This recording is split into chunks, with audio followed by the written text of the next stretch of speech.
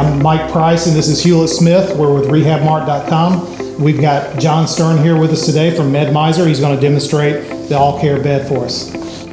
Hi guys, today I'm going to show you just a few of the features of the bed. Okay, and we're going to start with the bottom of the bed, work our way up to the top. So it's a multi-purpose bed. It'll go low, it'll go wide, and it'll hold up to 600 pounds. This bed does come with a few options for rails, comes with a pendant, and it also comes with the ability to have embedded controls into the rail. The bed has the ability to manipulate your patient. With this bed, there's 4 sections that create the base of the bed.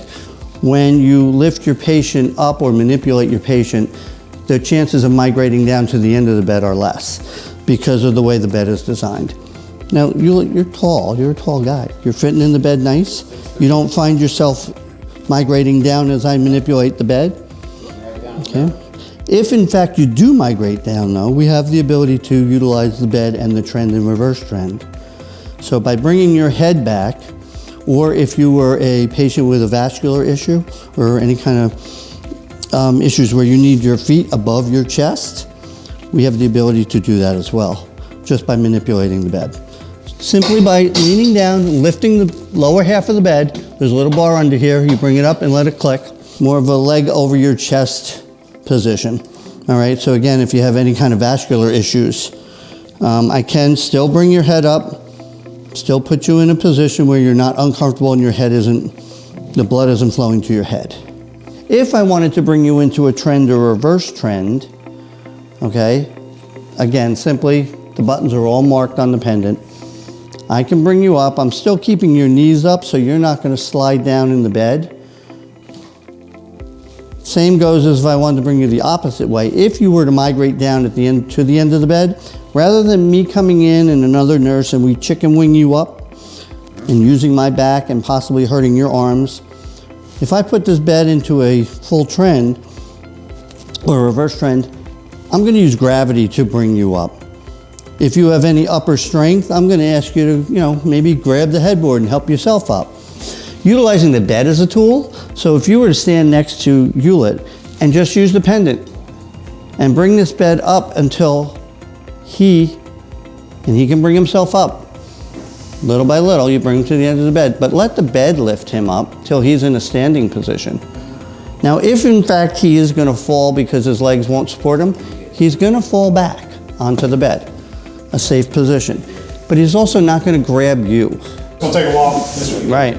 Okay. And same thing, if you were just to sit back down, you could lean on the bed and lower it. So the bed does the work. Correct. You're using the hydraulics of the bed instead of your back.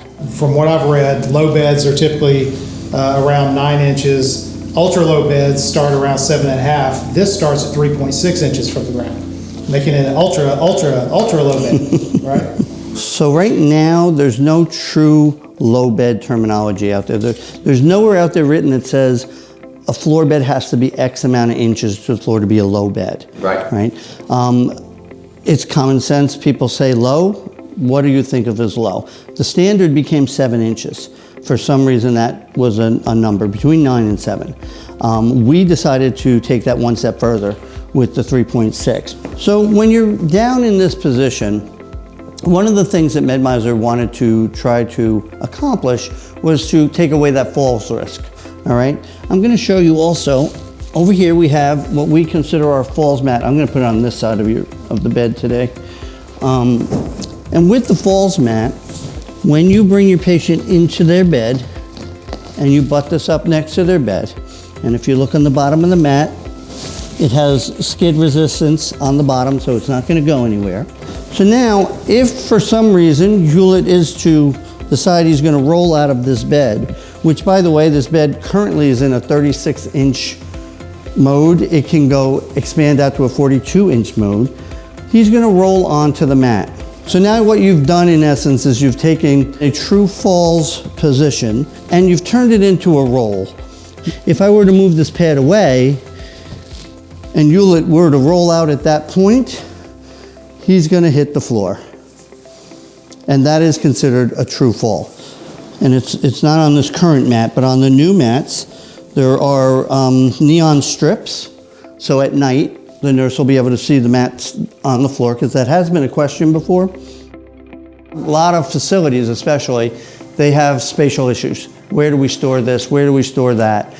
You know, again, as I'm bringing this bed up and showing you that the bed raises up to get overbed tables or your lifts or a vacuum underneath it, because you have clear architecture underneath. When you're not using that mat, you can literally just push that mat underneath the frame of the bed and it's out of the way.